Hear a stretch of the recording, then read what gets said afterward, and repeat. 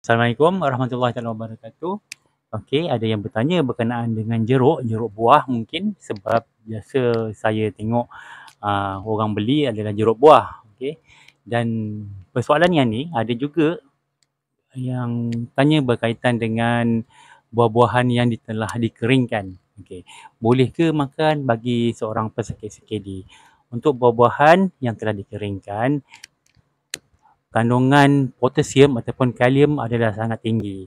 Jadi kalau boleh tuan-tuan dan puan mengawal pengambilan makanan buah-buahan kering ini ataupun elak terus daripada mengambil. Okey, kat sini persoalan yang seterusnya adalah berkenaan dengan jeruk buah. Okey, boleh makan ataupun tidak? Tuan-tuan, puan-puan, sebenarnya jeruk buah ini adalah rendah natrium, rendah kalium, sebenarnya ada tinggi dengan protein. Tetapi macam saya beritahu, adakah tuan-tuan dan puan-puan ambil jeruk buah ini untuk mendapatkan nutrisi yang baik? Pada saya, satu pandangan yang salah. Dia hanya sebagai makanan ringan saja. Jadi, tuan-tuan dan puan-puan, sebagai seorang pesakit CKD, yang paling penting adalah anda perlu mendapatkan nutrisi yang lengkap.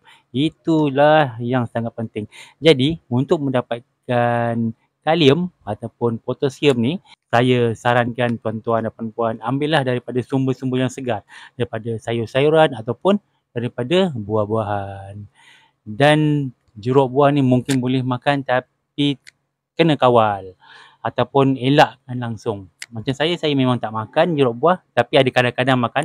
Sebulan tak semestinya 1-2 kali, mungkin 2-3 bulan baru makan sekali saja. Oh ya, satu lagi, jangan tanya saya jeruk buah ini boleh makan ke, tak boleh makan ke. Pada pendapat saya, jeruk buah kalau makan adalah sangat merugikan.